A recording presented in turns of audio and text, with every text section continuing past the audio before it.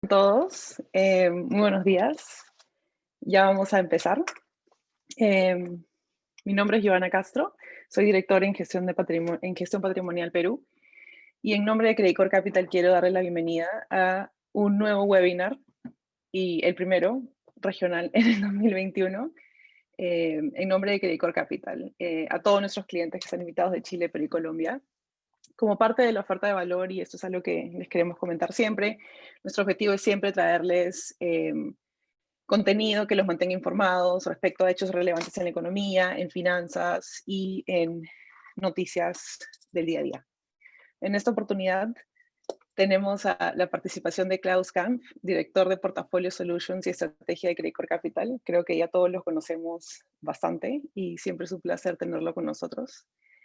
Igual me tomo un minuto eh, para contarles un poco sobre su carrera.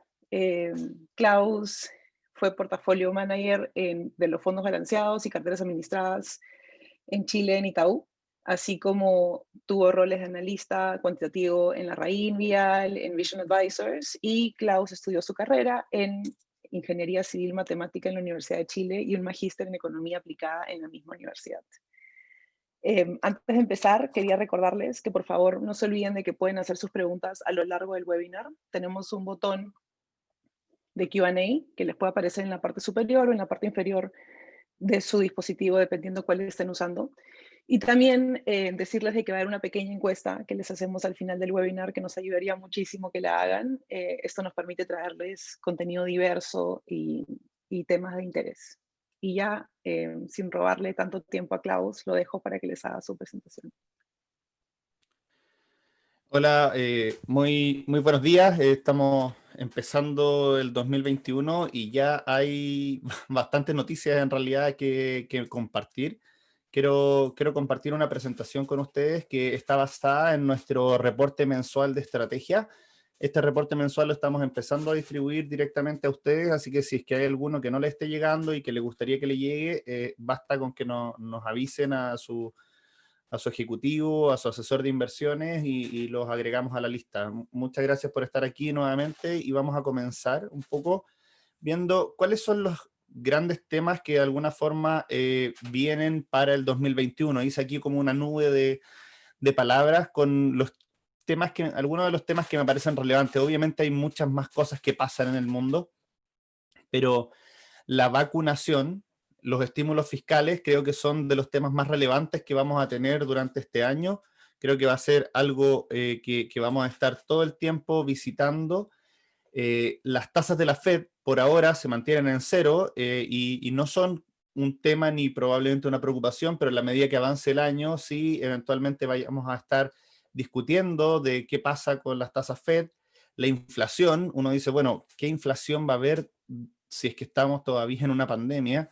Pero en realidad están pasando dos cosas. Estamos teniendo escasez de oferta producto de las disrupciones en las cadenas productivas y al mismo tiempo estamos viendo estímulos fiscales que están generando dinero para las personas, sobre todo en Estados Unidos, que están teniendo ahorros que también se podrían gastar y probablemente podríamos ver eh, inflación durante este año 2021, sobre todo porque la base de comparación del 2020 es muy débil.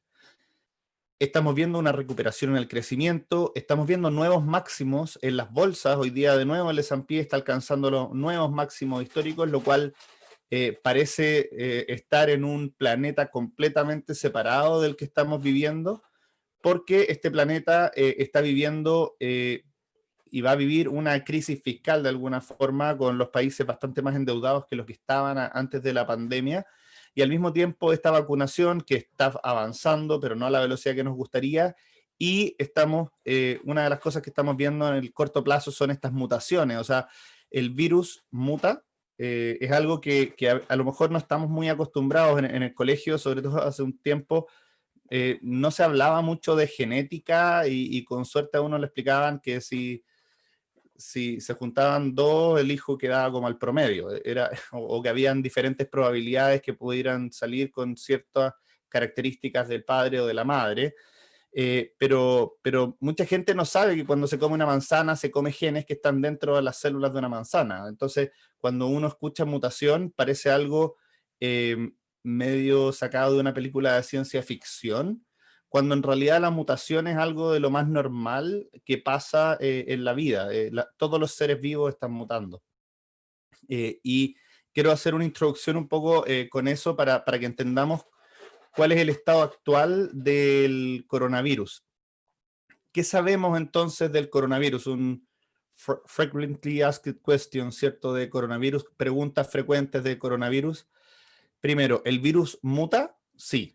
Todos los organismos vivos mutan y se estima que el coronavirus tiende a mutar cada 2 semanas. Eso significa que en un año uno puede tener 25 mutaciones. Para tener un orden de magnitud, esta nueva variante, que es la variante inglesa, tiene 29 mutaciones del virus inicial. Es un poco más, mutó un poco más rápido de lo que se esperaba inicialmente, pero está dentro del rango de mutaciones que se esperaban para el año. ¿Ya? Esta velocidad de mutación del coronavirus es 4 veces más lenta que la influenza estacional. Esto es súper importante porque nosotros sabemos que la influenza estacional nos tenemos que vacunar todos los años, ¿cierto?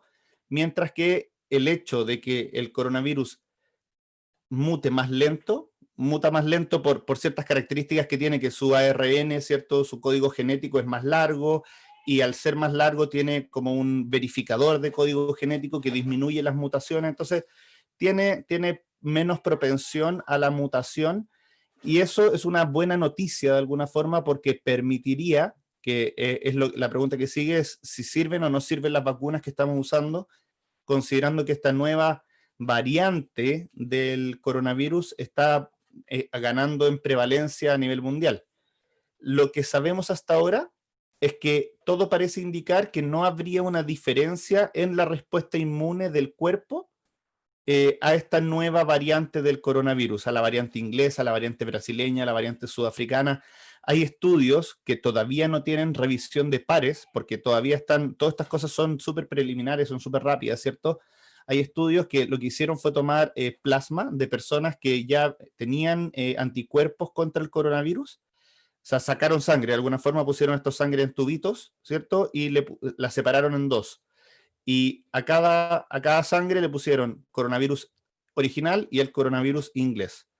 Y vieron si había una respuesta inmune similar o no, y sí, la realidad es que sí hay una respuesta inmune similar, y la ventaja es que la vacuna genera lo que se llama anticuerpos policlonales. Estas son palabras todas súper fancy que los biólogos entienden mucho mejor que nosotros, pero lo que hace es que no se adhiere al coronavirus solamente por una parte del coronavirus, sino que depende de una parte más grande, como de toda la corona y no necesariamente de la puntita de la corona, que es justamente lo que se modificó con esta nueva variante inglesa.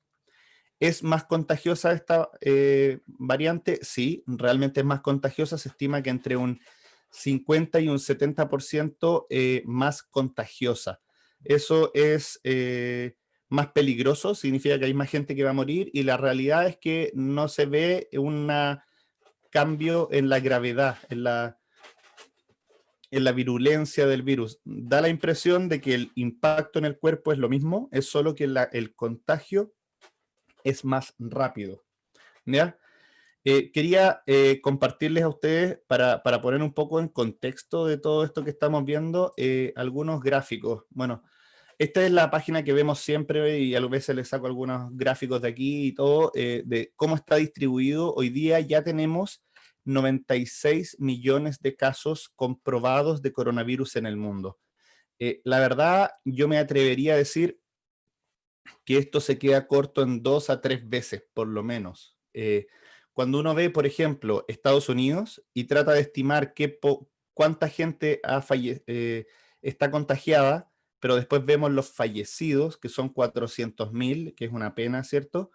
Lo que podemos ver es que no cuadran estos números, considerando que la tasa de mortalidad que se ha identificado a nivel mundial está entre 0,5% y un 1%. Eso significa que si tomamos la tasa de mortalidad, que también son fallecimientos comprobados, o sea, puede haber más personas que hayan muerto de coronavirus, pero que no estén comprobadas, tomamos estas 400.000 personas y las multiplicamos por entre 100 y 200, tenemos que entre 40 millones y 80 millones de personas en realidad han estado contagiadas en Estados Unidos, cuando vemos 25 millones de personas, que son las que realmente han sido identificadas con test, ¿ya?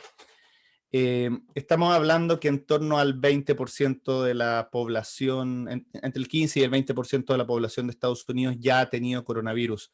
Hemos visto algunos estudios en Perú, por ejemplo.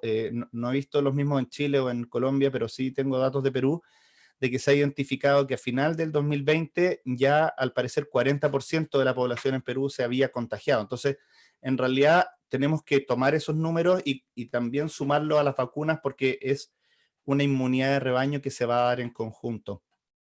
Pero en línea con lo que les estaba comentando de estas nuevas variantes, quería mostrarles esto.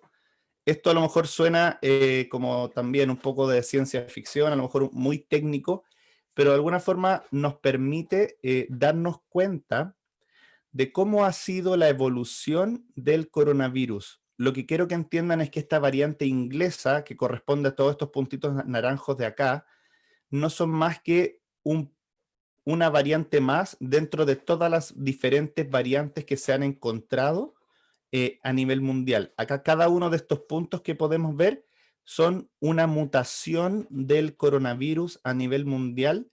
En realidad acá yo lo tengo filtrado por Europa. Si uno ve en términos globales, podemos ver que hay aún más mutaciones. Tenemos muchas mutaciones, y cuando va cambiando el color, lo que vamos viendo es que, aquí se puede ver, cuando hay un cambio de color, es que hay una mutación relevante que los doctores identificaron como algo diferente y que realmente es importante analizar.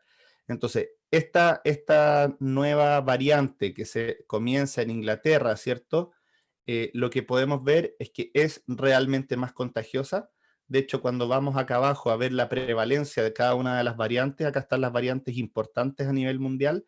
Podemos ver que esta es la variante china, que comienza siendo la mayor parte, con las dos variantes más asiáticas, y después tenemos las variantes europeas. Las variantes asiáticas disminuyen de manera importante. Si pueden ver acá la parte de arriba, estos dos colores lila o morados, disminuyen de manera importante porque se controla el virus en Asia de manera más rápida que en el resto del mundo, pero estas variantes, las europeas y las del resto del mundo, ¿cierto?, se mantienen en el tiempo, y es esta variante de acá, la variante naranja, es la variante inglesa, que tiene un comienzo en realidad desde septiembre, pero con muy pocos casos. Ya de hecho se han identificado casos hasta en Estados Unidos desde septiembre, y va aumentando en el tiempo. Si uno hace un zoom, por ejemplo, acá en Inglaterra, les quiero mostrar un poco la evolución de los diferentes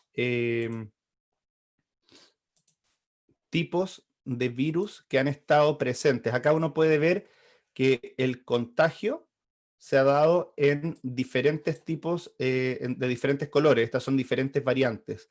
Y lo interesante es que si uno pone esto como una película de alguna forma, todo esto es para motivarle un poco lo que viene hacia adelante en términos de coronavirus, ¿cierto? Y lo que nosotros esperamos hacia adelante.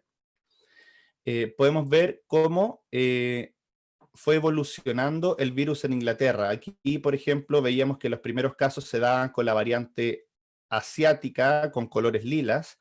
Después empiezan los colores más celestes a predominar, que es la variante europea, que empieza a predominar en toda Europa. Si ven acá, la lila empieza a desaparecer, y son estas variantes celestes las que toman un papel más importante, y empezamos a tener diferentes variantes al mismo tiempo. No sé si se alcanza a ver, pero ahí se ven 4 o 5 variantes que están funcionando al mismo tiempo, y cuando vamos avanzando, eh, se paró un poco, pero cuando vamos avanzando en el tiempo, vamos a ir viendo cómo va apareciendo hacia finales del año 2020.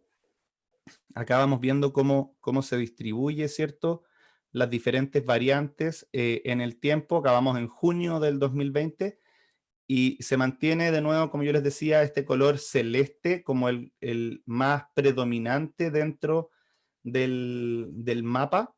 Y de hecho, la variante inglesa, que es la que estamos viendo ahora con más fuerza, no existía todavía. Y ya cuando empezamos a llegar a septiembre, aparece acá en la lista, ¿cierto? Esta nueva variante, que es la variante 201, 501, bueno, son nombres técnicos un poco complejos, pero todavía no hay una incidencia importante de esa variante del virus en Inglaterra, y de a poco se empieza a ver cómo crece rápidamente, y ya hacia finales del año pasado correspondía al 50% de los casos presentes, correspondían a esa mutación, y en la actualidad corresponden al 75% de los casos. Entonces podemos ver, no sé si se puede ver ahí cómo fue creciendo, y eso es súper relevante porque de verdad el 75% de los casos actuales en Inglaterra tienen que ver con esta nueva variante del virus. ¿Qué significa eso? ¿Significa que mata más gente? No, pero significa que las mutaciones que ha tenido este virus son mutaciones que le han permitido tener una ventaja comparativa contra el resto de los virus y una ventaja contra el ambiente, que les ha permitido crecer y desarrollarse más rápido, y eso genera que este estrés en el sistema de salud se vuelva más peligroso, porque en la medida que esos virus se empiezan a distribuir, esa variante del virus se empieza a distribuir un poco más fuerte en nuestros países, también lo que vamos a ver es que, a pesar de las medidas de contención tradicionales, el virus va a acelerar. ¿Por qué? Porque esta nueva variante del virus es naturalmente entre un 50 y un 70% más contagiosa que antes. Esto nos genera dos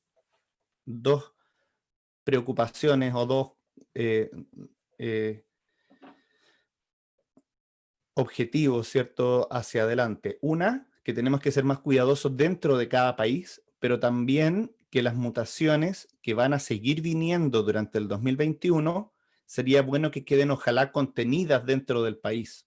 Eso significa que ojalá no tengamos tantos viajes largos o a otros países, para que nuevas posibles variantes se mantengan contenidas en ese país. O sea, si no hubiera habido viajes hacia afuera de Inglaterra en los últimos 3 meses, esa nueva variante estaría contenida en Inglaterra y el resto del mundo podría estar, entre comillas, a salvo de esa nueva variante. Hoy día no estamos a salvo, esa nueva variante ya está repartida en todo el mundo, y de alguna forma vamos a ver cómo esa nueva variante, que ya ha sido predominante en Inglaterra hasta un 75%, hoy día el 21%, 23% de los casos a nivel mundial corresponden a esa nueva variante. Perfectamente podemos ver cómo en 2 o 3 meses más esta nueva variante puede corresponder al 50% de los casos a nivel mundial. Y esa es una mala noticia en términos de la coordinación mundial para la contención del virus. Las mutaciones aparecen, esta mutación apareció en septiembre, de hecho apareció probablemente un poquito antes en Inglaterra, porque ya hay casos en septiembre en Estados Unidos. Entonces, cuando ya conocemos que existe una variante, es porque hay suficientes casos y ya es más difícil de contener. Entonces, si uno realmente quisiera contener estas nuevas mutaciones, deberíamos tener medidas de contención un poquito más fuertes durante todo el 2021, a pesar de que se vea que las cosas están volviendo a mejorar. Esto suena un poco triste. La buena noticia es que esta segunda ola aparece como estar disminuyendo en la mayor parte de los países desarrollados. Solamente España tiene una tendencia al alza importante en los casos cada 100.000 habitantes. En Latinoamérica estamos empezando esta como segunda ola. Algunos piensan que nunca terminó la primera ola, pero en realidad yo sí creo que hay una segunda ola bastante marcada de este coronavirus. Y lo que estamos viendo es un aumento de casos en Brasil, un aumento de casos en Argentina, un aumento de casos también en Colombia, en Perú. En todos lados estamos viendo cómo los casos están tendiendo a aumentar nuevamente. Y eso es preocupante. Perú en esta pasada está siendo, por cada 100.000 habitantes, los que tienen menos casos registrados. Disculpen, esto puede ser en parte porque ya tuvieron una primera ola muy potente, entonces ya tienen una cierta inmunidad de rebaño. Chile, que tuvo un pic importante entre junio y julio, está volviendo a acelerar los casos, y Colombia también se muestra como uno de los países con más prevalencia hoy día del virus a nivel latinoamericano. Esto apunta a que vamos a mantener medidas de contención del virus como cuarentenas o como toques de queda durante por lo menos todo el primer semestre. ¿Cuál es la buena noticia? Es que las vacunas ya están empezando a producirse y funcionan.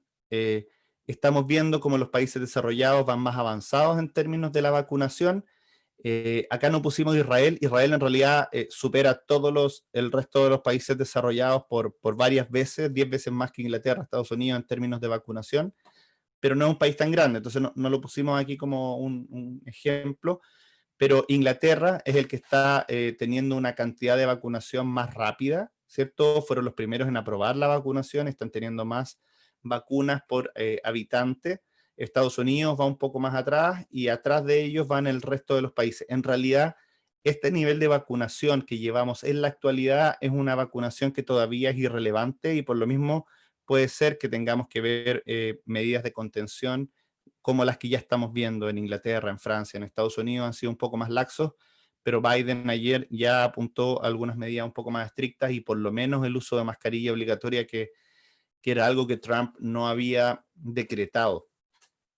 En Latinoamérica también tenemos algo de vacunación, pero si bien la escala es totalmente diferente, por los mismos 10.000 habitantes, acá estamos viendo Estados Unidos cercano a 400, 371 por cada 10.000 habitantes, todavía es muy poco, ¿cierto? Pero en Latinoamérica lo que vemos es que no superamos los 50 por cada 100.000 habitantes. En realidad estamos comenzando, esta es como una prueba de alguna forma de que todo funcione bien, de cómo hacerlo, pero todavía falta mucha vacunación para que podamos alcanzar lo que llamamos inmunidad de rebaño. Cuando hablamos de inmunidad de rebaño significa por lo menos tener el 70% de la población con inmunidad, ¿ya? En términos de impacto económico de lo que estamos viendo, la movilidad promedio en el mundo está siendo bastante superior que lo que fue cuando tuvimos la primera ola. Cuando tuvimos la primera ola, como no conocíamos mucho del virus, lo que se hizo fue cuarentenas masivas súper estrictas que generaron que la movilidad de las personas cayera hasta 70%.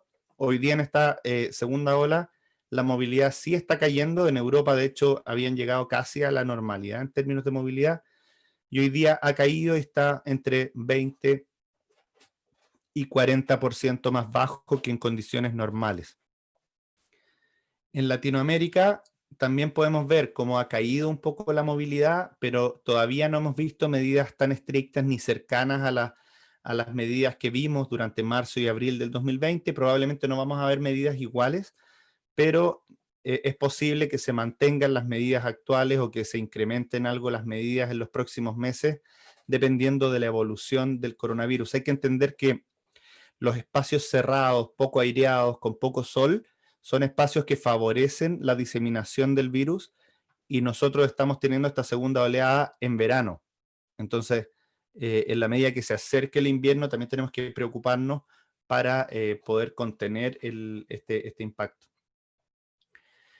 Como proyección de vacunación, los países desarrollados también lideran esta proyección de vacunación y varios de estos países desarrollados van a alcanzar su vacunación del 50% de la población durante el primer semestre. De aquí a junio vamos a ver como Inglaterra, que es el más rápido, después Estados Unidos, después los Big Four en Europa, Canadá, Australia, se esperan que durante el primer semestre alcancen ya a vacunar el 50% de la población. Esto es una buena noticia para la economía mundial, no necesariamente para Latinoamérica, pero finalmente nosotros estamos insertos en una economía mundial donde entre UK, Estados Unidos, Europa, Canadá, Australia representan un porcentaje muy importante del PIB. De China no hay muchos datos, pero sí también se está avanzando. Hoy día están con cuarentenas conteniendo el virus, pero no tienen un virus tan fuerte. ¿Qué es lo que quiero transmitirles? El primer semestre va a ser todavía duro en términos de contagio, porque la vacuna no va a ser tan eficiente, pero en la medida que vayan pasando los meses, marzo, abril, mayo, ya vamos a poder empezar a ver algunos países desarrollados con una vacunación que ya se vuelve relevante. O sea, más de 30% de las personas vacunadas se empieza a volver relevante, y de hecho lo conversábamos ayer con el equipo, que pensar en mayo, por ejemplo, que Estados Unidos tenga 50% de sus personas vacunadas, más probablemente un 20% de las personas que se han contagiado naturalmente, finalmente nos lleva a un nivel cercano al 70% de personas con inmunidad. Probablemente va a haber algo de traslape, a lo mejor va a ser 60, pero 60, 65% es una medida razonable en términos de inmunidad para las variantes que no son la inglesa. Cuando uno habla de la variante inglesa, que tiene una velocidad de contagio mayor, uno debería aspirar a una inmunidad de rebaño un poquito más alta, de un 80%. Por eso es tan importante esta variante, y que ojalá se contenga en los países que está, porque si es que esta variante se vuelve la predominante a nivel mundial, para tener una inmunidad de rebaño que permita que no se sature el sistema de salud, necesitamos un 80%, 85% de personas con inmunidad ya adquirida, mientras que si se mantiene la velocidad de contagio que vimos durante el 2020, con un 60-65% de la población vacunada, ya era suficiente para contener la velocidad del virus. Hay algunos papers de simulaciones matemáticas que apuntan un poco a esos números, y es un poco lo que les estoy simplificando acá. Esta primera mitad de la vacunación, yo creo que sí se va a dar durante el primer semestre, obviamente con altos y bajos. Vamos a tener algunas noticias eventualmente negativas de que no vamos a tener tan rápido las vacunas. Puede ser que esto se atrase un mes, no se atrase un mes. En realidad, lo que estamos viendo es que la vacunación no va a ser relevante para la segunda ola que está viviendo el hemisferio norte. Sí podría ser un poco más relevante para el invierno de nosotros, si alcanzamos a agarrar algunas vacunas, pero lo más probable es que nosotros en Latinoamérica tengamos vacunación durante el segundo semestre, y eso va a hacer que eventualmente sí tengamos una ola incrementada durante el invierno del 2021. De nuevo, este mundo no va a volver a la normalidad hasta el 2022. O sea, el 2021 va a ser una continuación del 2020 con bastante más conocimiento, con vacunas, ya viendo ya de la mitad del túnel hacia adelante, pero todavía vamos a ver, y el coronavirus va a marcar la pauta de lo que está pasando. Otra cosa que es bien relevante, y acá hay mucho más encuestas y estadísticas para países desarrollados que en Latinoamérica, por eso pongo tanta información de países desarrollados, no es que tenga alguna preferencia, pero hay mucha más información de ellos. Se le ha hecho preguntas a las personas de si están dispuestas a vacunarse. Entonces, la pregunta es, eh, por ejemplo, acá a la derecha, es una encuesta que se hizo el 14 de agosto. ¿Qué pasaría si la vacuna estuviera disponible hoy para usted? ¿Usted se vacunaría, sí o no? En Inglaterra vemos que el 71% de las personas dijo que sí se vacunaría, mientras que en Francia solamente el 29% de las personas dijo que está disponible para vacunarse hoy si es que la vacuna estuviera disponible.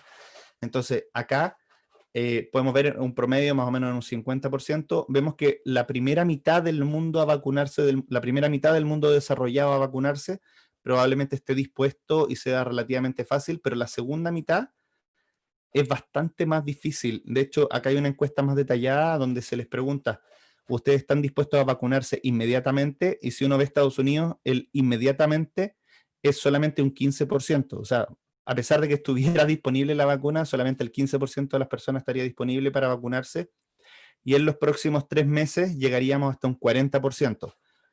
Como les decía, la disponibilidad de las vacunas va más o menos en línea con esto, entonces todavía no va a haber una disrupción, pero cuando empecemos a llegar al resto, que ya está disponible para vacunarse solamente dentro de 6 meses, o en un año más, o en 2 años más, o en 2 años más o más, en realidad cuando uno dice me voy a vacunar en 2 años más, realmente es que no confío en la vacuna. Entonces, esta segunda mitad de Estados Unidos, de Japón, de Europa, son personas que no están realmente motivadas a vacunarse, tienen aprehensiones. Ha habido noticias de Noruega, de fallecimientos de personas mayores de edad, todavía no está confirmado si tiene o no que ver con la vacuna.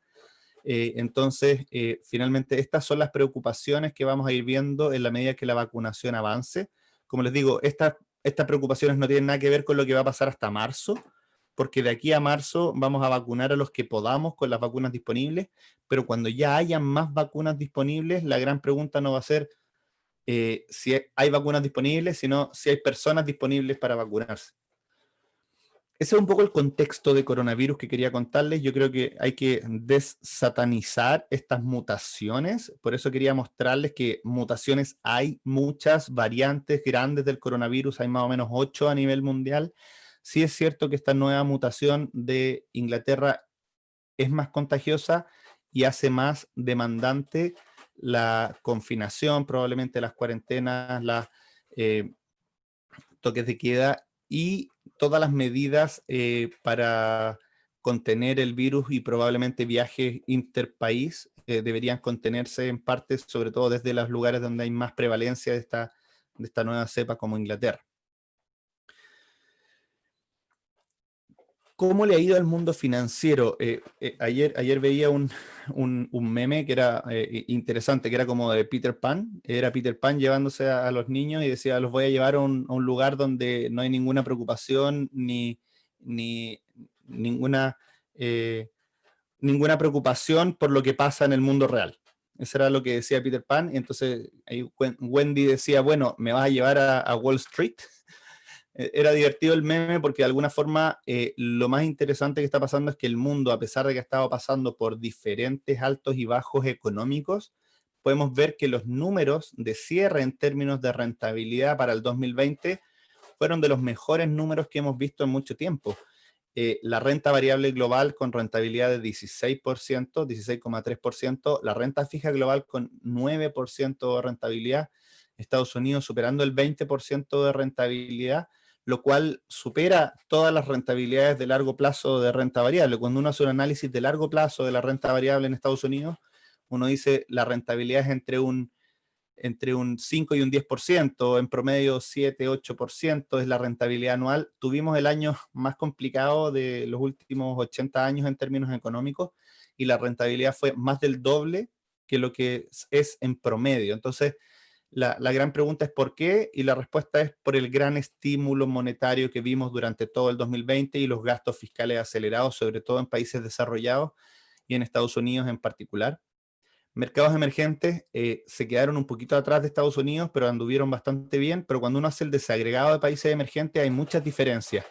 China, liderando Asia emergente, tuvo una muy buena rentabilidad porque tuvieron una contención del virus importante, paquetes fiscales para solucionar la caída rápida y finalmente un 2020 que dejó atrás la guerra comercial que había marcado el 2018 y el 2019. Entonces tuvo una muy buena rentabilidad, monedas estables, mientras que Latinoamérica tuvo una recuperación al final de año muy potente, pero las monedas todavía no han recuperado. Entonces, principalmente por las devaluaciones que hemos visto en el real y en el peso mexicano, es que se mantiene este 14% de rentabilidad negativa durante el 2020, pero si uno va a ver lo que llevamos en el año y lo que llevamos en los últimos 3 meses, en los últimos 3 meses lo que tenemos es que el que lidera la rentabilidad en el mundo es Latinoamérica. O sea, en términos de momentum, estamos viendo una recuperación importante de los activos más cíclicos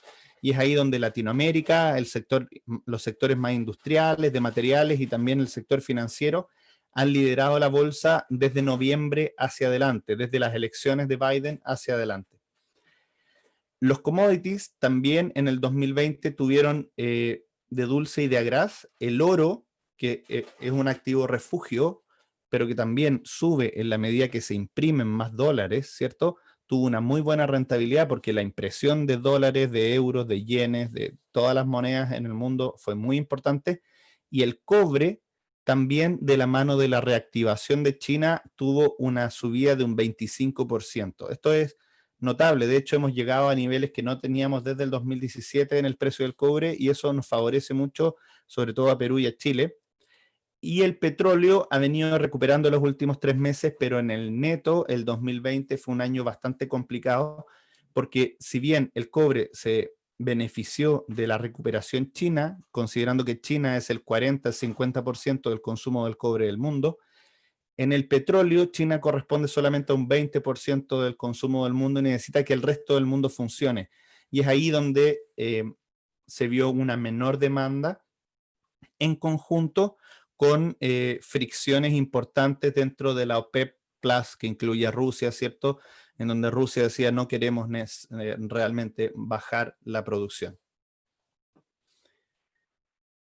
Eso es un poco en términos de rentabilidades. En lo que va del año, acá llevamos solamente 15 días del año, no es mucho lo que llevamos, pero lo que vemos es que países emergentes han venido liderando, con Asia subiendo de manera importante, Estados Unidos quedando bastante atrás. Esto tiene que ver con lo mismo que ha pasado los últimos 3 meses, y es que Estados Unidos le ha ido bien en los últimos 3 meses con una rentabilidad de 10%, pero al resto del mundo le ha ido mejor. ¿Por qué le ha ido mejor al resto del mundo que Estados Unidos?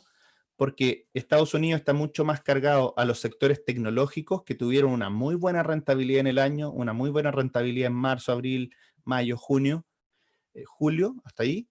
Pero de ahí hacia adelante, en la medida que los bonos del Tesoro comenzaron a subir, empezamos a ver cómo el sector financiero empezó a liderar, y es el sector financiero que está más representado en el Reino Unido y en países emergentes, en Europa en general, y en Estados Unidos, con la subida de las grandes tecnológicas, el sector financiero se ha visto reducido y ya no es tan importante como en el resto del mundo. Entonces, hay una relación de las bolsas en donde Estados Unidos tiene bolsas mucho más tecnológicas, que hizo que el 2020 completo le fuera mucho mejor, pero que los últimos 3 meses se quedara bastante más atrás. ¿Qué es lo que estamos esperando en términos de crecimiento para el mundo hacia adelante durante este 2020, 2021, 2022?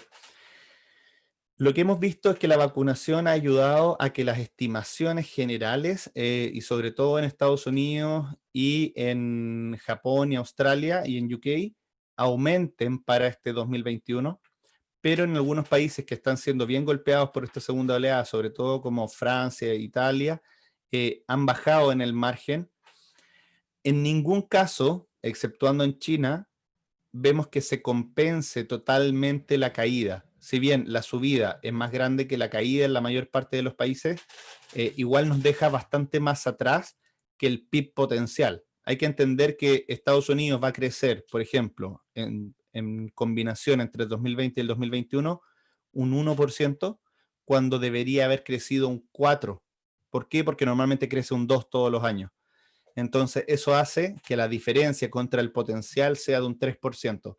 ¿Por qué esto es importante? Porque toda la economía se balancea con ese crecimiento potencial. Si Estados Unidos crece un 2%, es capaz de absorber también la mano de obra adicional que va aumentando todos los años, y eso genera que el desempleo se mantenga. Cuando tenemos 2 años, un año con una caída tan marcada, esta subida del 4,7 para el 2021, si bien es una muy buena noticia, no es suficiente para absorber todo el empleo que se destruyó durante el 2020. Estados Unidos, eso sí, tiene una buena recuperación durante el 2021.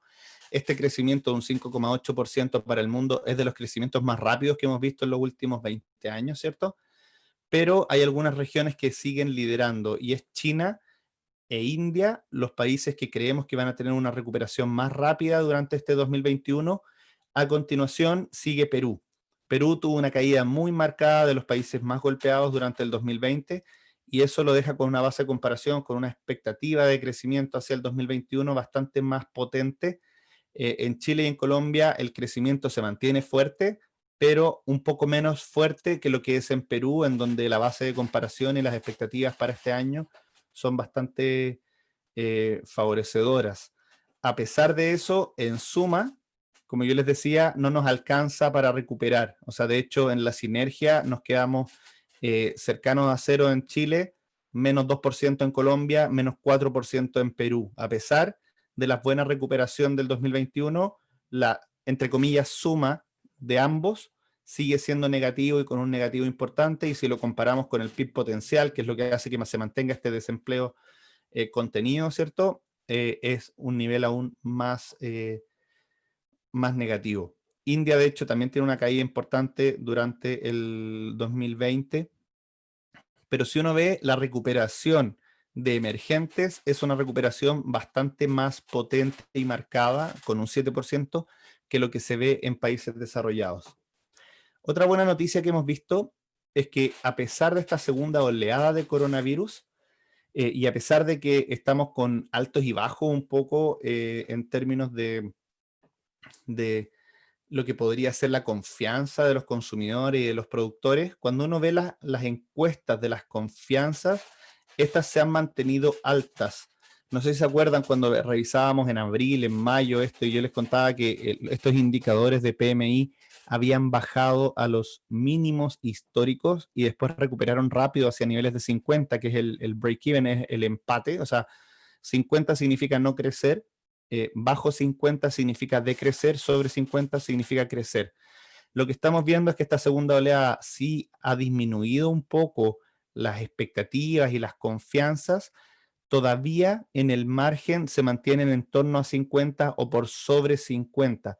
Y eso permite que estemos confiados de que este crecimiento sí se va a dar durante el próximo año. Este crecimiento se va a dar, pero como yo les contaba, probablemente durante todo el 2021 y hasta bien entrado el 2022 nos vamos a mantener con un desempleo que va a estar por encima de la tasa natural de desempleo en Estados Unidos, y eso va a hacer que la Fed, la Reserva Federal, se mantenga con una tasa laxa y con estímulos cuantitativos durante todo este 2021 y sea al final del 2021 donde empecemos a discutir subidas de tasa o posibles cambios en la política monetaria. Uno de los temas que yo les ponía al principio era la inflación. ¿Y por qué la inflación es relevante? Porque toda esta salida de la crisis pandémica ha sido basada en mantener estímulos monetarios muy relevantes. Y si ven acá el estímulo monetario, la hoja de balance, el estímulo monetario de alguna forma que hace la Fed, el Banco Central Europeo, el Banco de Japón, el Banco de Inglaterra, si yo sumo todos esos estímulos, el estímulo que se hizo durante el 2020 es tanto o más grande que lo que se hizo durante los 5 años posteriores a la crisis financiera. Entonces, esta velocidad con la que se inyectaron dinero a la economía, nosotros proyectamos que se mantenga durante este 2021, pero es clave que se mantenga porque la economía necesita más liquidez, necesita poder invertir y necesita tranquilidad de que no va a haber algún apretón de liquidez durante los próximos meses. Eso eventualmente puede causar inflación. Si yo imprimo billetes y los bienes se mantienen constantes, de alguna forma eso debería causar inflación. Es como la receta, es como la clase 1 de inflación de macroeconomía. Te dicen, si hay más billetes, si yo imprimo más billetes, lo que va a pasar es que va a haber inflación. La inflación de alguna forma le quita el valor al dinero y cuando hay más dinero debería perder valor. ¿Qué es lo que esperamos de inflación? Nosotros esperamos que la inflación aumente en Estados Unidos hasta un 2,5%. Hay que recordar que la meta es un 2%, que aumente hasta un 2,5% en esta línea eh, azul oscuro, ¿cierto? Azul marino, aumente hasta un 2,5% y después vuelva hacia niveles de 2 o bajo 2. Esto por dos razones. Una principal que tiene que ver con la devaluación que ha habido del dólar en torno a un 10% desde abril a la fecha, pero también por la subida del precio del petróleo. Durante el 2020 tuvimos un precio promedio del petróleo bastante más bajo que lo que vamos a tener probablemente durante el 2021 y todo apunta que eso nos va a llevar a una inflación cercana al 2,5%. La pregunta es, ¿eso va a hacer que la Fed suba tasas? No. ¿Por qué? Porque el desempleo sigue estando complejo y porque no quieren dar una señal de que la recuperación está completa. Entonces, probablemente durante todo este año mantengamos tasas laxas, pero en la medida que vamos viendo esta recuperación, el mercado va a ir incorporando en los precios, ¿cierto? Subidas de tasa durante el 2022 y eso es lo que ha venido haciendo que las tasas promedio a 10 años, que llegaron a niveles de 50 puntos base, ya estén por sobre el 1%. ¿Se acuerdan que yo les decía hay que salirse de todos los bonos del tesoro y todo el investment grade porque probablemente las tasas suban? Bueno, eso es lo que ha venido pasando y de hecho si retrocedemos y hacemos un zoom a esta lámina, de nuevo lo que vemos es que los bonos de tesoro y los bonos investment grade, tanto como anticipábamos nosotros, han tenido una rentabilidad negativa en lo que va del año, producto de esta subida de tasa que nosotros estábamos esperando. Otro factor que ha ayudado a la recuperación de manera clave y que ha ayudado a la recuperación no solo del sector financiero, porque todos estos estímulos monetarios han ayudado mucho a que el S&P o los indicadores de acciones globales, es el índice de acciones globales, suba y recupere rápido y vuelva a tener máximos históricos. Pero la economía real no vive solamente del sector financiero, vive de toda la producción real. Y es ahí donde se han visto las disrupciones más importantes. Y en particular Estados Unidos ha liderado el apoyo a las empresas y a las personas. No quiero decir que sea fan de Estados Unidos, pero Estados Unidos tiene la capacidad de imprimir billetes y que la gente siga confiando en ellos y de poder endeudarse más. Entonces, Estados Unidos era, junto con Alemania, probablemente de los dos países que tenían la capacidad de endeudarse más. Estados Unidos además tenía la disposición de endeudarse más, Alemania tenía la capacidad, no tanto la disposición, y es por eso que Estados Unidos ha liderado en términos del estímulo monetario, y para el mundo ha sido muy importante este estímulo. Tuvimos un primer estímulo de la ley CARES, ¿cierto? O CARES, en marzo del 2020, que llegó este cheque por $1.200 a cada persona y aumentó lo que se pagaba por subsidio del desempleo. Después, durante diciembre, bueno, no sé si se acuerdan, ¿no? En septiembre, octubre, hubo hartos idas y vueltas de si había o no había estímulo adicional. Se llegó a que no hubo estímulo adicional antes de las elecciones, pero durante diciembre sí se llegó a un acuerdo entre los demócratas y los republicanos para dar un paquete de estímulo adicional. Los republicanos de alguna forma cedieron porque tenían las elecciones en Georgia el 6 de enero y no querían parecer como bloqueando los estímulos.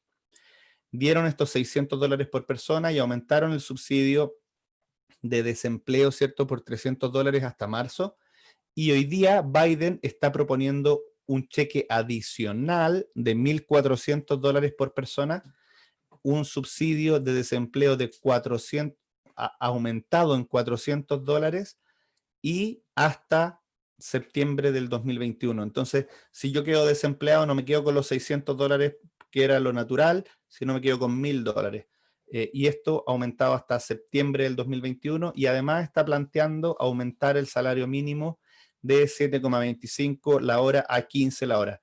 Esto para el mercado no es tan fácil identificarlo porque va a haber más consumo, pero al mismo tiempo algunos sectores que son más intensivos en mano de obra podrían verse impactados. Esto creemos que no va a pasar en esta primera ley y probablemente se den estas dos cosas. Para tener un orden de magnitud de la importancia de esto, esta ley CARES, que se dio en marzo del 2020, generó un ingreso adicional a las personas que más que compensó su ingreso como personal privado. La línea azul oscura es el ingreso personal privado que tiene altos y bajos, ¿cierto? Y tuvo una baja importante durante el 2020 producto de las cuarentenas y pandemias. La línea gris clara es el ingreso de las personas de manera privada más todos los subsidios y transferencias por parte del gobierno. Entonces, esta suma es lo que realmente es el ingreso de los hogares en Estados Unidos, y lo que podemos ver es que este ingreso, en vez de caer, que es lo que pasó con el ingreso privado, subió. Entonces la gente, entre comillas, con el coronavirus fue más rica de lo que era. Y esto se fue desvaneciendo en la medida que no se mantuvo este paquete, pero ahora estos dos paquetes en suma son más grandes o equivalentes al paquete de Lakers de marzo del 2020. Entonces el ingreso de las personas va a volver a aumentar de manera importante, pero ahora ese ingreso privado ya está normal.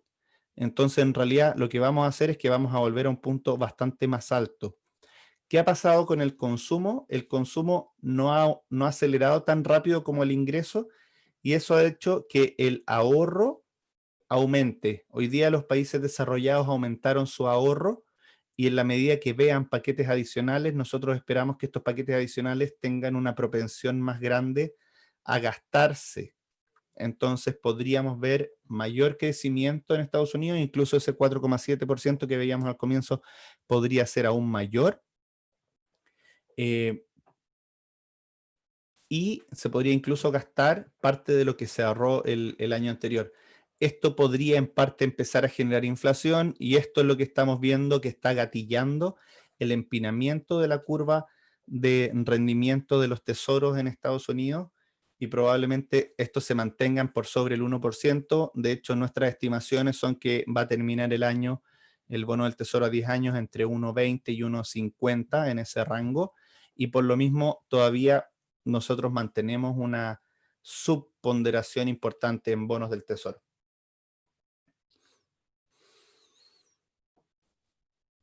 Por el mundo de los emergentes, en realidad el país más importante por lejos es China y lo que nosotros anticipamos es que el consumo de China que se había visto pausado entre el 2015 y el 2018 por aumentos de tasas de interés del gobierno y después caído por la guerra comercial, vuelva a acelerar y que el gobierno chino no que dé rienda suelta completa a su economía, pero que libere algunas restricciones que había estado imponiendo desde el 2016 y 2017 para permitir recuperarse y ganar fuerza en esta recuperación del coronavirus.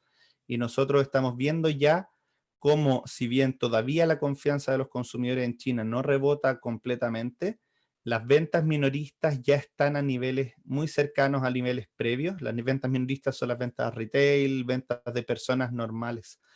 Y el ingreso disponible de los hogares ya está más neteado en el año contra año. En China no se hizo un paquete de un cheque para cada una de las personas, entonces sí, el gasto de los consumidores se vio más afectado, pero ellos tuvieron la capacidad de contener el virus más rápido, de tener una base industrial más potente y por lo mismo una recuperación más marcada. Nosotros esperamos que esto continúe aumentando y que lidere el crecimiento en lo que lo que viene hacia adelante. El petróleo ha tenido altos y bajos. Nosotros esperamos que se mantenga en un promedio bastante más alto durante este 2021, pero es necesario todavía que la OPEP mantenga contenciones en la producción. Hoy día la OPEP podría producir mucho más petróleo del que produce y hay imbalances en términos de la demanda que ha vuelto a disminuir hacia finales del año 2020, producto de esta segunda oleada del coronavirus. Voy a saltar algunas láminas para que lleguemos a lo que considero importante. Bueno, eso era un poco todo lo que tiene que ver con la macroeconomía. ¿Qué tenemos para el 2021? En resumen, entonces, una economía que va a crecer mucho más rápido que el promedio, que va a cerrar en gran parte el gap que se produjo durante el 2021, pero no totalmente. No vamos a ser capaces de reconstruir la economía completa y recuperar todo lo que se perdió el 2020, pero sí vamos a acercarnos a lo que tuvimos entre finales del 2018 y mitad del 2019 en términos de PIB en el mundo. Eso es complicado porque perdimos un año y medio de crecimiento y lo que se espera es que el 2022 probablemente también tengamos un crecimiento más rápido y eso nos vaya ayudando a acercarnos a la tendencia.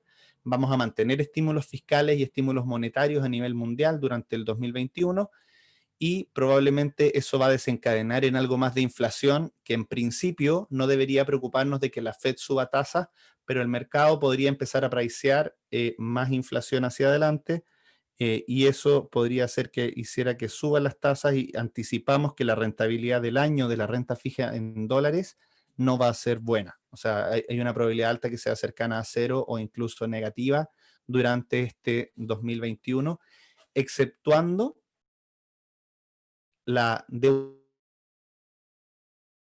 high yield de Estados Unidos y los bonos corporativos latinoamericanos que creemos que van a ser de los pocos activos con rentabilidad positiva durante el año 2021. Si uno compara esto con la bolsa, parece como mundos completamente separados, como yo les decía, un mundo que todavía sigue peleando contra el coronavirus y un S&P que hoy día sigue alcanzando máximos históricos. Esto es la pantalla de Bloomberg, que es donde estamos viendo siempre los diferentes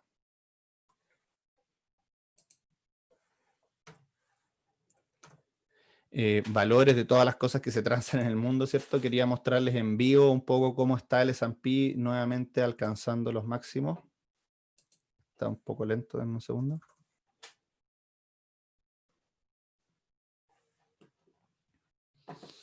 Y tenemos acá cómo el S&P vuelve a alcanzar máximos históricos con 3.859 puntos.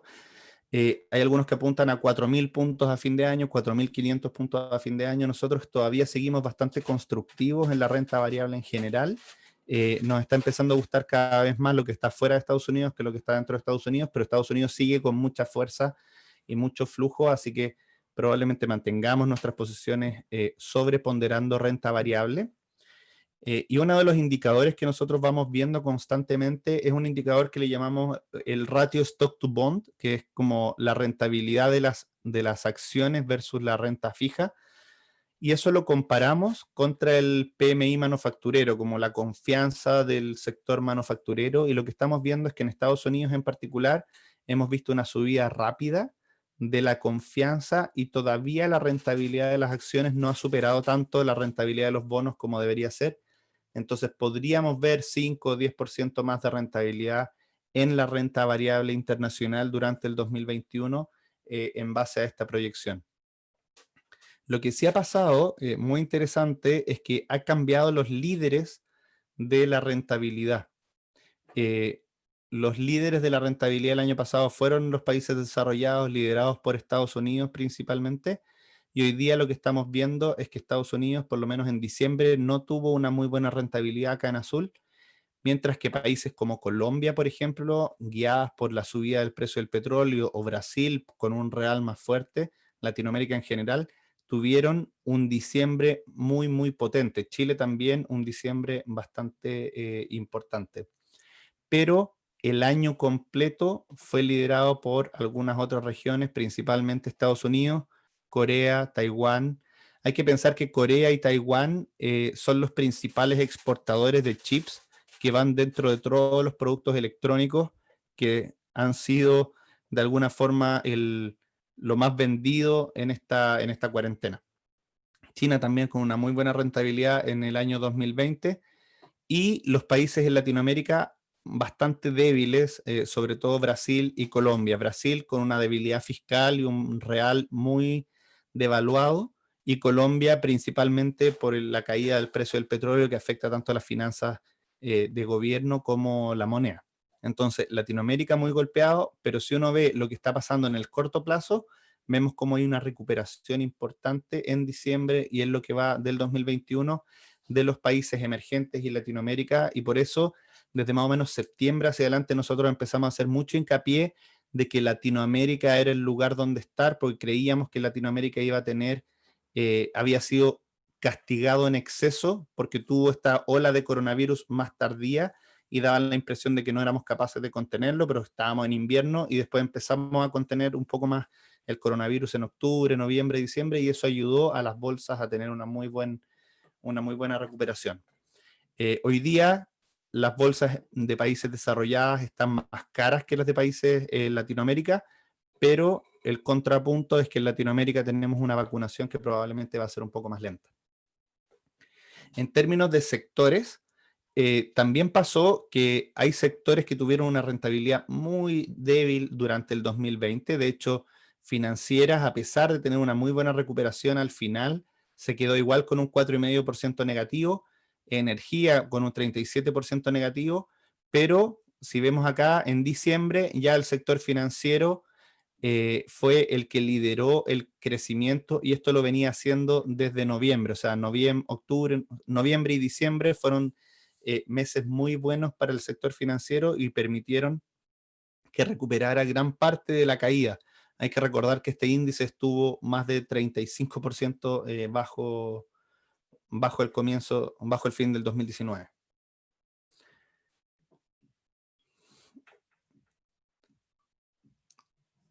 En términos de renta fija, tuvimos grandes rentabilidades en la mayor parte de las clases de activos, pero en los activos que tuvieron más rentabilidad durante el año pasado, que son los que tienen una duración más alta y mejor calidad crediticia, son los que están teniendo más dificultades ahora último.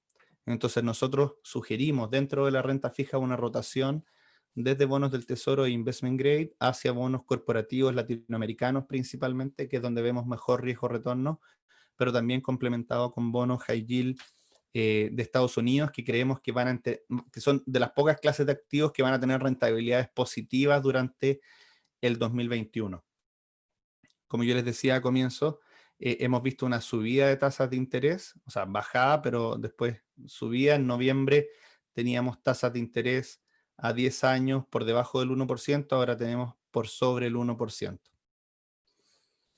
En resumen, para ir concluyendo, no alargar mucho más esto y poder tener un poquito más de espacio para preguntas, ¿qué es lo que hemos venido haciendo? Nosotros nos mantenemos dentro del volumen general, ¿cierto? Sobreponderando la renta variable a la renta fija. Sí, creemos que la renta variable va a tener rentabilidades positivas este año, la renta fija probablemente va a tener rentabilidades muy cercanas a cero durante este año, exceptuando, como yo les decía, el high yield, que es donde estamos overweight, y los bonos corporativos latinoamericanos, que es donde tenemos nuestra mayor exposición dentro de la renta fija. Todo esto estamos principalmente underweight en bonos del Tesoro, pero si no tienen bonos del Tesoro en sus portafolios, conversen con sus asesores de inversión y tal vez vale la pena disminuir un poco el posicionamiento en bonos investment grade. Todo esto dentro del perfil de riesgo. O sea, yo nunca sugiero que se salgan del perfil de riesgo y del portafolio que se ha definido para ustedes en el largo plazo. Eso nunca es así. Esto es como para poder buscar oportunidades adicionales que mejoren nuestra rentabilidad. El estar overweight renta variable no significa que todos los meses la renta variable va a rentar positivo. Van a haber meses buenos, van a haber meses malos, y hoy día consideramos que si estamos armando una cartera desde cero, a lo mejor hay que ser un poco más cautos y mantener un overweight no tan alto. Nosotros, para que tengan idea, en los fondos balanceados que tenemos, en los mandatos, hoy día estamos manteniendo posiciones entre 3 y 4% de overweight, de exceso de renta variable versus renta fija, pero eso lo podríamos llevar hasta un 10% en el caso de que tengamos alguna corrección y veamos una oportunidad de comprar más barato. También durante septiembre, octubre del año pasado, nosotros vimos una debilidad en los indicadores económicos de Europa, y al mismo tiempo estábamos viendo el nacimiento de la segunda ola del coronavirus en Europa. Entonces disminuimos el posicionamiento, y hoy día, con esta reactivación de los sectores financieros, de materiales, industriales, que están más representados en las bolsas de Europa que en Estados Unidos, hemos decidido disminuir posicionamiento en Estados Unidos para neutralizar este subponderación o underweight que teníamos en Europa y concentrar nuestras posiciones en exceso en Asia emergente y Latinoamérica. Así que eso es un poco el posicionamiento que tenemos hasta ahora. Nosotros eventualmente durante el año puede ser que pasemos a underweight Estados Unidos. En términos de composición sectorial con tantas tecnológicas, no es lo que más nos gusta hoy día, considerando que en un año de crecimiento y de inflación son los sectores de materiales, industriales y financieros los que andan mejor. Lo que estamos haciendo ahí es que en los portafolios que se puede, por la granularidad que se alcanza por el tamaño, y sobre todo lo estamos haciendo en los fondos, ¿cierto? Dentro de Estados Unidos nosotros estamos tomando una composición sectorial que sobrepondera la inversión en financieras, industriales y materiales, y subpondera sobre todo utilities, que son recursos básicos, ¿cierto? Y real estate y consumo básico, que son las cosas que normalmente en las recuperaciones se quedan atrás y que se parecen más a los bonos, y que de alguna forma cuando suben las tasas de interés no tienen muy buenas rentabilidades, y eso es lo que ha estado funcionando en el mercado últimamente. Quería dejarlo aquí, Joana. Creo que es más interesante que de repente empecé una conversación a que siga presentando solo. Sí, claro. Bueno, muchas gracias. Obviamente, siempre es súper interesante escucharte. Igualito quiero recordarle a los participantes de que pueden seguir haciendo sus preguntas mientras que Klaus está contestando las que ya tengo apuntadas que han hecho a lo largo del webinar. Así que una de las preguntas que vi interesantes también es, ¿cuál es tu visión de la confirmación de Janet Yellen, ¿no? Como secretaria de Tesoro? ¿Crees que eso es algo positivo, negativo? ¿Cómo lo ves? A ver, Positivo o negativo. Yo creo que es importante entender cuál es la trayectoria de Janet Yellen y ver qué es lo que significa su figura ahí. O sea, qué es lo que están tratando de transmitir ahí. Lo que yo leo es que Janet Yellen tiene una carrera importante intentando disminuir la desigualdad en términos de ingresos de las personas, de la inclusión y la desigualdad de género, y sobre todo combatiendo el desempleo. Entonces, ella, más que ser como le llaman, un hawk, un halcón contra la inflación, es una persona que intenta, en la medida de lo posible, siempre dentro de todo el establishment, de una persona completamente del establishment, no es alguien que venga de afuera, mejorar el empleo. Entonces vamos a ver probablemente muchas políticas asociadas a mejorar el salario, a mejorar el empleo, y eso tiene cosas buenas para la recuperación económica, como estos paquetes fiscales que permiten endeudarse más. O sea, Yellen va a ser una persona que va a aceptar más deuda en la economía, eso está claro. En la medida que se transfiera a mayor empleo, pero también podríamos ver, como yo les decía, es algo que Biden tenía en su campaña desde el comienzo, subidas de los salarios mínimos. Entonces hay que tener cuidado con algunos sectores que son más intensivos en mano de obra, que probablemente estén más marcados a lo mejor en small cap que en large caps. Las grandes compañías hoy día son mucho más de infraestructura que de mano de obra, y las que son grandes y que dependen de la mano de obra son las grandes tecnológicas, que no pagan el sueldo mínimo. Entonces, ahí no es donde vaya a afectar. Lo que sí es que vamos a ver aumento de impuestos en algún momento. No lo vamos a ver probablemente durante el 2021, porque todavía estamos preocupados más de salir de la pandemia que de ver cómo pagamos la fiesta. En algún momento va a haber que pagar esta ayuda, no una fiesta en realidad, una mala palabra, pero esta ayuda fiscal. Pero sí, Yellen es una conocida Dove, una conocida estimuladora de la economía, y probablemente eso es lo que vayamos a ver. Lo que vimos cuando era presidenta de la Fed fue tasas bajas por mucho tiempo. Lo que vamos a ver ahora probablemente va a ser un estímulo fiscal importante. Y otra de las preguntas también era acerca de cómo es el oro, ahora que conversaste que veías obviamente de repente un crecimiento en la inflación a nivel global. Sí, yo creo que el oro tiene un nuevo piso, pero no lo veo mucho más arriba de lo que está. Ha estado oscilando o sea, partió el año 1400, 1500, me pierdo un poco en los números, eh, de comienzo del 2020, pero finalmente lo que tuvimos fue una evolución del oro con una rentabilidad muy rápida, sobre todo en la primera parte de la pandemia. Aquí estoy viendo los gráficos. El oro partió más o menos en 1.600, 1.550 dólares la libra, ¿cierto? Después cayó hasta 1.500 en el peor momento de marzo, y subió hasta sobre 2.000. Y después de que subió sobre 2.000 y volvió a 900, ha estado oscilando en torno a los 1.900 dólares. Yo creo que hay un nuevo piso del oro por sobre los 1.800 dólares la libra, pero me cuesta ver un aumento mucho más marcado por sobre los 2.000. Yo creo que se va a estar acotado entre 1.800 y 2.000, entendiendo que seguir estos commodities está súper difícil. Si bien va a haber inflación, las tasas todavía se mantienen muy bajas.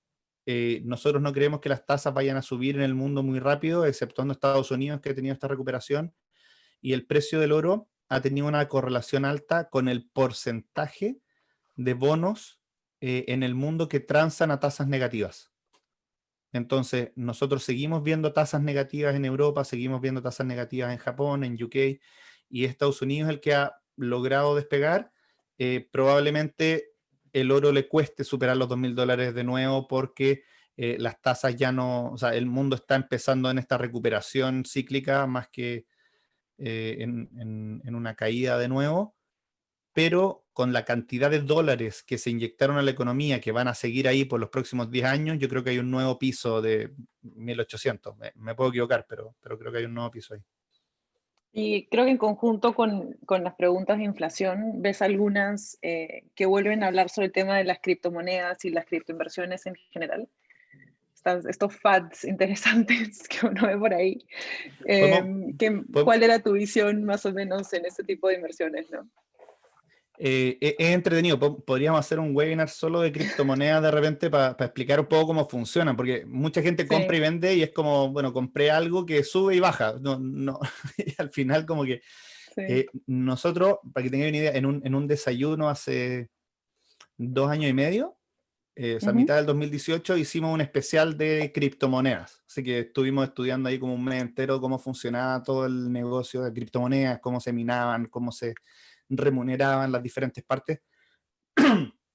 En realidad, la gran pregunta es qué es lo que hace que algo tenga valor, que una moneda tenga valor. Entonces, lo que hace que algo tenga valor es la capacidad de no tener tanta volatilidad, de conservar el valor en el tiempo. Hay varias teorías económicas de qué es lo que hace que tengan valor. Y una de las grandes gracias del Bitcoin, que es la moneda como más conocida, es que la tasa a la que se va creando es una tasa constante y de hecho va disminuyendo la tasa a la que se va creando hoy me pierdo, ya no me acuerdo exactamente, pero cada 6 meses o cada 12 meses va reduciéndose la tasa a la que se van creando la criptomoneda. Tiene un algoritmo que regula que independiente de cuánta gente está tratando de minar, la velocidad se ajusta todas las semanas. Entonces, es muy difícil que aumente de un mes para otro la cantidad de criptomonedas, de bitcoins que se están generando en el mes. Eso lo hace muy parecido al oro, porque el oro también tiene una tasa relativamente constante en el tiempo. Ha habido grandes descubrimientos en la historia, en los 1500, en los 1300, no me sé toda la historia, pero en donde la cantidad de oro ha subido como de manera, como de escalón, pero después de que encuentra esos yacimientos, la tasa de extracción se mantiene más o menos constante y por eso se dice el oro es como el patrón que le da valor al resto de las monedas.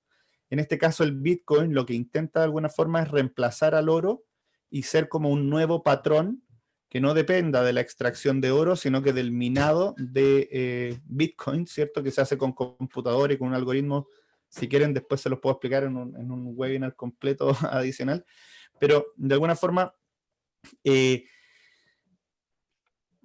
el precio del Bitcoin ha subido demasiado en comparación a lo que ha subido el oro durante este año. El, el punto es que como el oro lleva tanto tiempo dando vuelta, nosotros tenemos la impresión o la convicción de alguna forma de que el precio del oro de comienzo del 2019 era relativamente un precio justo. Entonces lo que uno dice, bueno, subió un 25% desde un precio justo que encaja con el aumento de la cantidad de dólares que habían. Lo que ha pasado con el Bitcoin son tres cosas simultáneas. Una, que aumentó la cantidad de dólares y euros y todas las monedas en el mundo. Entonces, como esto es escaso y la cantidad de dólares aumentó, entonces gana valor. Pero eso no justifica que gane valor más allá de lo que subió el oro, por ejemplo. O sea, el 25% lo explica eso, 30% lo puede explicar eso. Lo que pasa con el Bitcoin es que se vuelve muy popular, ¿no? Ahí la gente lo compra porque sube. Entonces, Claro. esa es la definición efectiva de una burbuja, y de hecho estaba viendo ayer un reporte de un analista internacional, un colega, que buscaba como burbujas en el mundo, y Ujú. decía, hay dos cosas que parecen hoy día burbujas, que son el Bitcoin, es lo que más parece burbuja hoy día. Burbuja significa con precios difíciles de justificar, con fundamentales, y las tecnológicas en Estados Unidos.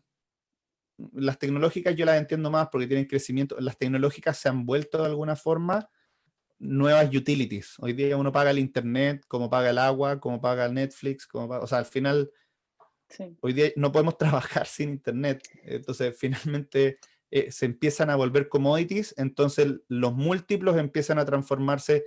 El múltiplo que tenía Netflix, que era de una empresa tecnológica, startup con crecimiento, empieza a aumentar el múltiplo hasta valorizarse con tasas de descuento de una compañía de utilities estable, pero con crecimiento. Entonces es como el mejor de los mundos.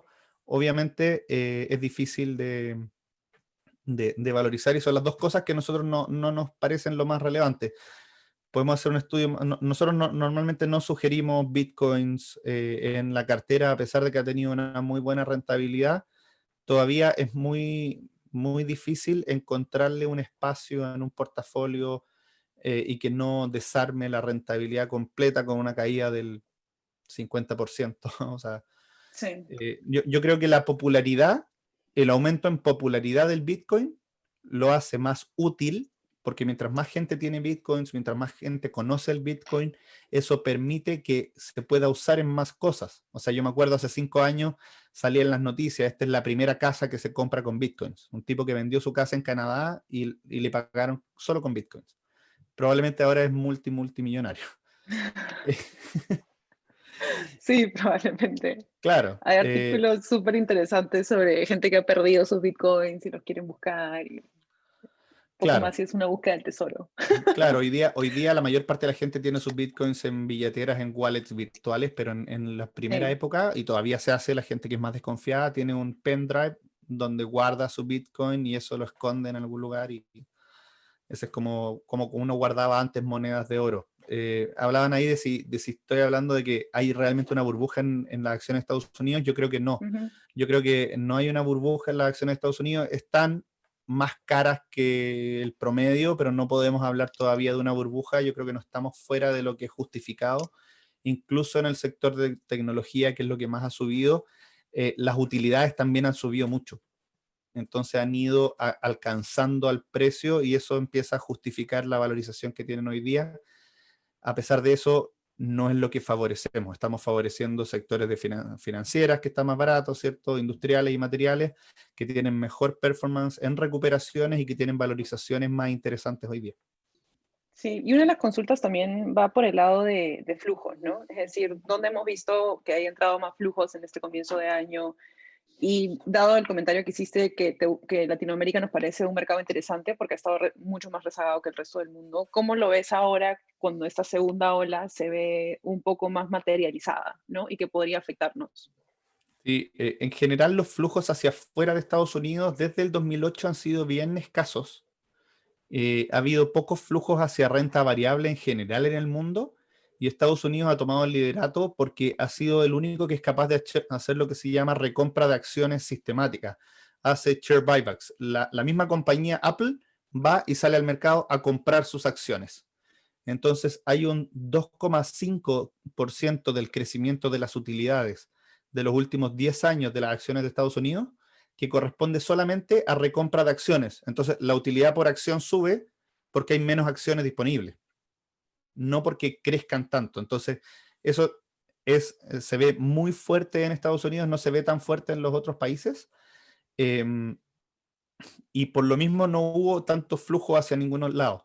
Cuando disminuyen los riesgos, empiezan los flujos hacia afuera y lo que vimos, todavía no hemos visto grandes flujos hacia afuera, todavía queda mucho espacio para tener flujos adicionales hacia países emergentes. Hemos visto un rally muy importante en Asia emergente durante las últimas 2 semanas, que es donde han estado yendo los flujos en el último tiempo y hablando de Latinoamérica, nosotros creemos que el 2021 probablemente Latinoamérica es la región que va a tener mejor rentabilidad, pero el timing está difícil. O sea, Claro. eh, está difícil el timing porque realmente las compañías van a tener un crecimiento de utilidades muy fuerte, porque el año pasado tuvieron una caída muy importante y la comparación no va a ser muy buena. Tenemos commodities con precios muchísimo más altos que nos permiten también tener más ingresos como países productores de commodities, por lo menos en esa parte termina como distribuyéndose por la economía, pero es cierto que ha sido más difícil con la lentitud que hemos visto las vacunas, sobre todo en Brasil. Se esperaba más de Brasil. El país que ha tenido mejor rentabilidad durante estos últimos meses, durante este año, ha sido Chile, principalmente porque tiene más anuncios de vacunas y ha tenido, el IPSA ha sido la bolsa que más ha rentado, pero realmente nosotros sí tenemos bastante confianza de que el dólar se va a mantener frágil durante este año y eso va a fortalecer a las monedas emergentes, que es lo principal que ha golpeado a Latinoamérica. Vamos a ver una recuperación de un 50% de utilidades en las compañías de Latinoamérica porque cayeron fuerte el año pasado, obviamente, y eso va a generar una rentabilidad que nosotros esperamos supere bastante lo que podemos ver en Estados Unidos. Sí, Chile se ha adelantado un poco a eso. Y en Chile como términos que ha de, tenido una... sí, no, Dale. discúlpame. En términos de tasas, hay preguntas efectivamente de que hemos visto las tasas en los países desarrollados pues bajísimas, ¿no? y si vemos realmente un efecto también en el mercado latinoamericano, la de que la renta fija está súper cara, ¿no? Y realmente invertir está muy difícil.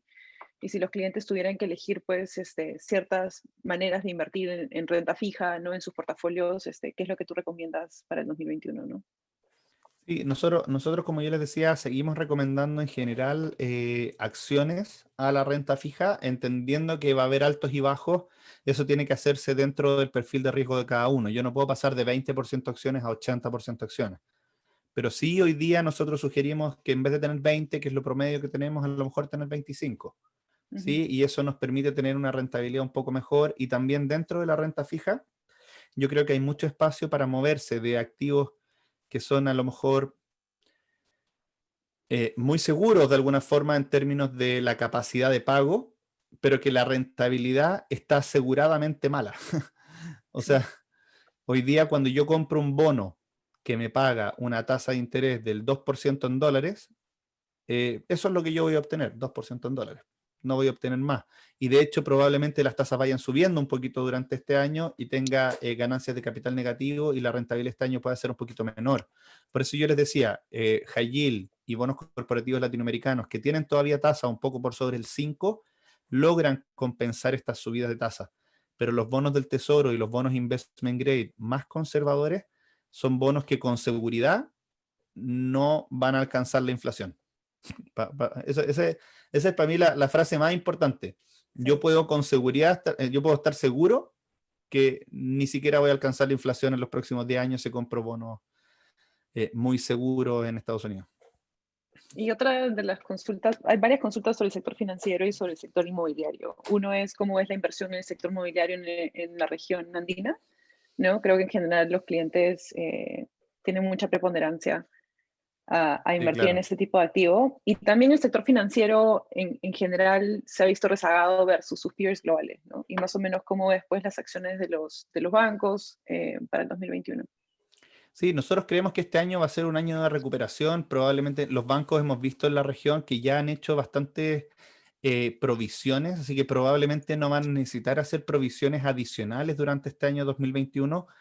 La economía va de menos a más, entonces también vamos a ver que a lo mejor este primer trimestre todavía va a ser duro en términos de a lo mejor algunos no pagos, algunas quiebras, pero en la medida que eso pueda sortearse, vamos a empezar a ver, sobre todo del tercer trimestre hacia adelante, números mucho mejores en términos de los no pagos en los bancos, y eso debería permitir que los bancos empiecen a liberar provisiones hacia final del año y que permita eso tener una recuperación muy importante. Normalmente todas esas cosas el mercado las va anticipando. Entonces, en la medida que las va anticipando, también la bolsa empieza a subir un poco antes. Yo comentaba a fin del año pasado que creía que Latinoamérica, el sector financiero dentro de Latinoamérica todavía le queda bastante espacio por andar bien. Yo no soy experto en el sector inmobiliario. Lo que ha pasado en la región es que los precios cayeron en un comienzo, se fueron recuperando y terminaron el año en torno a lo que había a comienzo del 2019, o sea, a finales del 2019 a comienzo del 2020. Eso es más o menos lo que pasó en términos muy gruesos dentro del sector inmobiliario, porque hay algunos sectores dentro del inmobiliario, como son todo el sector de bodegas, que ha tenido un boom increíble. O sea, de hecho, me toca conversar con alguna gente que tiene bodegas grandes, o sea, empresas de bodegas, ¿cierto? Y no han parado y siguen creciendo. O sea, la dificultad ha sido poder construir todo lo que querían seguir construyendo y no tener clientes. O sea, clientes con bodegas, eso está funcionando muy bien. Eh, y de hecho, creemos que eso va a seguir funcionando bien, sobre todo con toda esta revolución tecnológica que se ha acelerado con la pandemia. El sector inmobiliario habitacional en la medida que los bancos empiecen a traspasar estas menores tasas a los dividendos, también deberían permitir que los precios de las casas alcanzaran los de principio del 2020 o incluso fueran subiendo. En países desarrollados, ya a mitad de año, las casas, a mitad del 2020, septiembre más o menos, entre julio y septiembre, las casas, departamentos, habían superado de precio lo que era principio del 2020, porque como cayeron tanto las tasas y eso se traspasó un poco más rápido a ellos, porque no había tanto riesgo en la economía como en países desarrollados, o sea, emergentes, ¿cierto? Los precios de las casas como también activo subieron fuerte, y de hecho los precios de las casas hoy día están bastante más altos que lo que estaban a comienzo del 2020 en países desarrollados. Acá todavía están neutrales y eventualmente podrían aumentar. Lo que hay que tener en cuenta es que varios de nuestros países están viviendo también situaciones políticas que hacen que mucha gente prefiera diferir su inversión de largo plazo. Entonces, no es solamente el coronavirus lo que está jugando, sino que también hay cosas políticas que hay que considerar.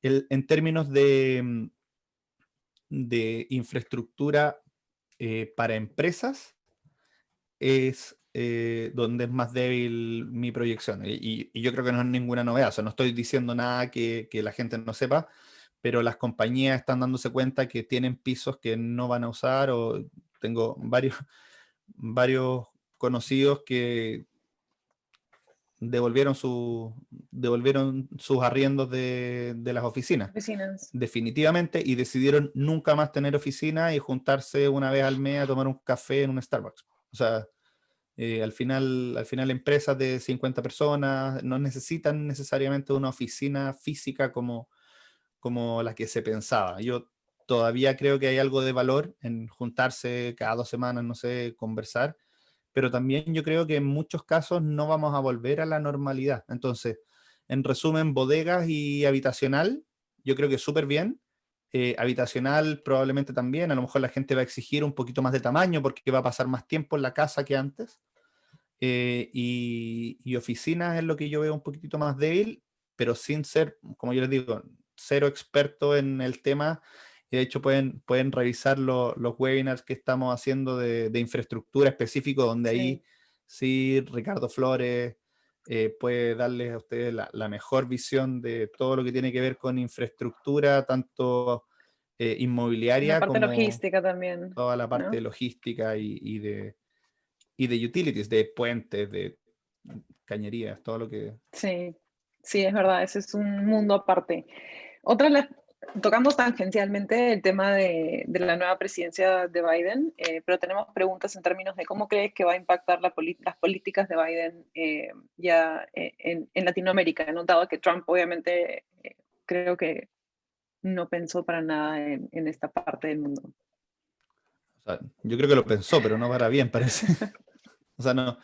A ver, nosotros en el gobierno de Trump tuvimos un efecto que fue dual. O sea, pensando Latinoamérica como un todo, incluyendo México, tenemos dos efectos. Uno, el efecto directo, y dos, el efecto indirecto. El efecto directo tenía que ver mucho más con la gente que trataba de ir a vivir a Estados Unidos, hacer negocios con Estados Unidos, un poquito más difícil. Y tenemos todo el efecto indirecto que yo creo que fue el más importante, que tiene que ver con la guerra comercial. O sea, la guerra comercial que si bien fue con China, nosotros como productores de commodities, como eh, nuestros socios comercial, China es un socio importante comercial para todos nuestros países, finalmente tuvimos este efecto indirecto que nos terminó ralentizando la economía, generando incertidumbre, disminuyendo la inversión.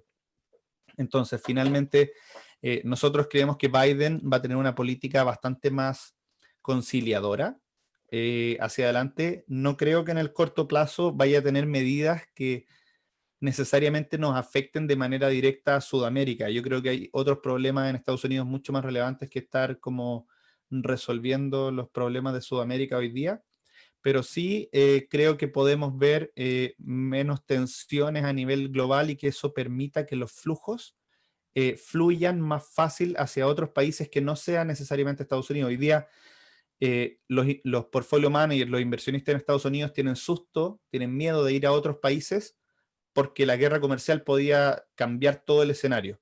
Hoy día el hecho de que Biden esté en el poder, ¿cierto?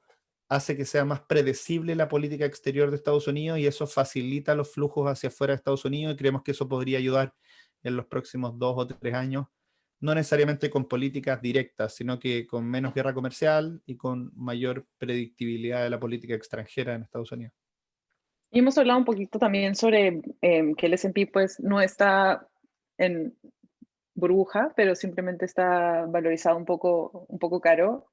Hay preguntas en términos de más o menos cuál es la efectiva que ves de retornos para el mercado americano en el 2021, ¿no? Sobre todo porque es el mercado probablemente en el que más invierten. Sí, nosotros todavía seguimos esperando que podamos tener cercano a un 10% de rentabilidad este año. O sea, a ver, Ujú. ponerle número a esto es súper, súper, súper Sí, difícil y la bolsa ha seguido avanzando. Entonces, cada vez que avanza, nos va dejando menos rentabilidad hacia adelante, porque de alguna forma uno sí. dice, ok, supongamos que vamos hasta 4.300 puntos. Eso te da un 12% de rentabilidad. La semana pasada te da un 13, 14 y así. Entonces, yo creo que algo razonable para esperar, dado el crecimiento de utilidades que estamos esperando para este año y todavía las tasas bajas que esperamos para este año, es tener una rentabilidad cercana al 10%, pero esto no quiere decir que vaya a ser todos los días un poquito, un poquito, un poquito. O sea, perfectamente podemos tener un mes en que la bolsa vuelva a caer 5%. En la historia, en los últimos 50 años, todos los años, o el 90% de los años, la bolsa en algún momento cae entre 5 y 10%. Ujú. Por ahora no hemos visto esa caída de este año. Nosotros creemos que este año va a ser menos volátil que el año pasado. Las caídas del año pasado fue una caída bien relevante, pero eso no quita que vayamos a tener volatilidad y esa volatilidad nosotros hoy día la estamos prefiriendo utilizar como una oportunidad de aumentar posiciones. Por eso, si bien nosotros creemos que va a haber una buena rentabilidad durante el año, no estamos al máximo porque eventualmente puede haber alguna noticia de coronavirus un poco más disruptiva, que haya alguna mutación nueva que de alguna forma asuste un poco al mercado, que pasen las buenas noticias de los paquetes fiscales y que de alguna forma la prensa empiece a centrarse en si Biden va a subir o no impuestos a las tecnológicas y que eso haga que caigan un poco y genere una corrección en el mercado de 5%. Yo creo que esos escenarios son para aumentar posiciones porque la liquidez que hay disponible hoy día todavía apunta a entre un 10 y un 15% de rentabilidad adicional. Ese es un cálculo que hace algunas otras personas que de alguna forma dicen, ok, la cantidad de dólares adicionales que se crearon, Ujú. si yo tuviera que volver a alocarlos como estaban alocados a comienzo del 2020 para mantener de alguna forma la proporción de renta fija, renta variable y caja que había a comienzo del 2020, debería hacer que la renta variable todavía suba un 15% adicional. Entonces hay Wow. varias fuerzas que Ujú. están empujando hacia arriba la renta variable, nosotros vemos espacios, pero creemos que podemos tener rentabilidades incluso mejores en países emergentes durante este año. Y ya como última pregunta para no robarte toda la mañana, un poco cuáles son las tendencias o o las noticias que te parecen más interesantes para el 2021, ¿no? Cosas que has leído que dices, wow, de repente podrían hacer una diferencia este año. A ver, desde el punto de vista, a ver, hay cosas que a mí me sorprenden todos los días que tienen que ver con macro tendencias de largo plazo y yo soy súper fanático de toda la robótica y de la inteligencia artificial. A lo mejor no es algo que estemos en el día a día viendo, pero vean el video de los robots bailando de Boston Dynamics de fin de año. Me parece sorprendente la capacidad hoy día de controlar, o sea, de autocontrolarse de los robots. O sea, una de las tendencias importantes para los próximos 10 años tiene que ver con toda la robotización y con Ujú. toda la inteligencia artificial y eso ha aumentado fuerte durante este 2020 porque imagínate que hubieras tenido una fábrica completamente robotizada, no habrías parado ningún día.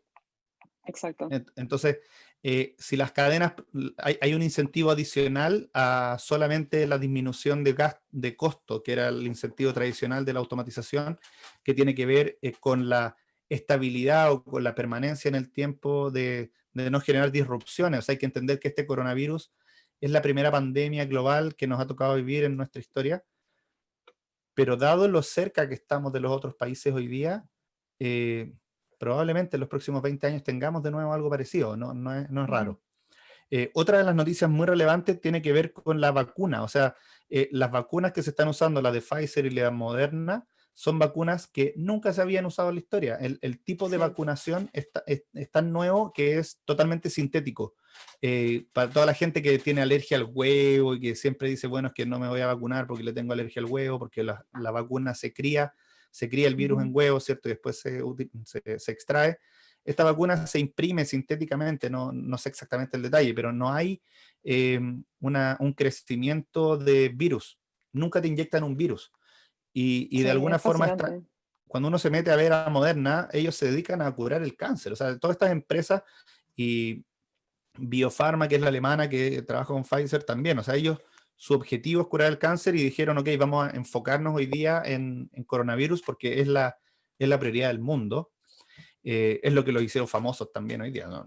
Hay altruismo y también negocio de por medio, pero de alguna forma eso abre las puertas a una gama de investigaciones súper súper relevantes.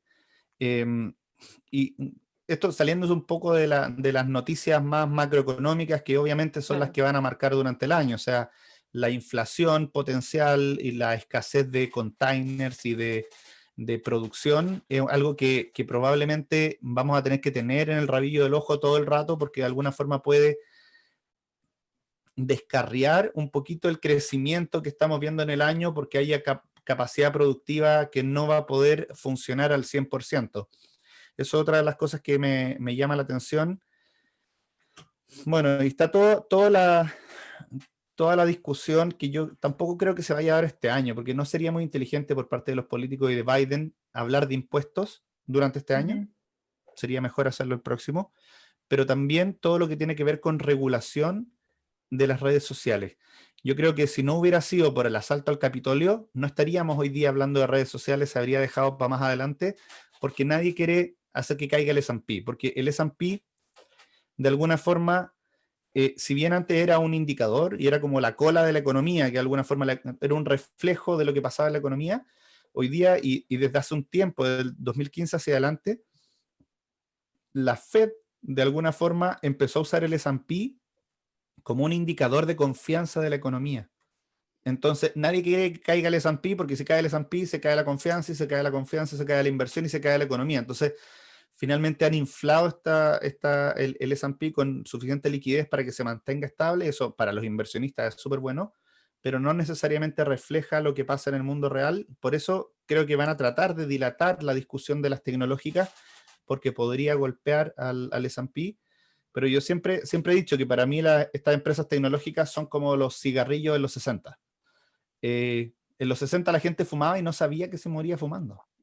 En los Es 50, no sé. verdad. Y después cuando supieron, algunos decidieron seguir fumando y algunos decidieron no seguir fumando y otros obviamente se volvieron adictos y hay medidas que regulan esto por la adicción.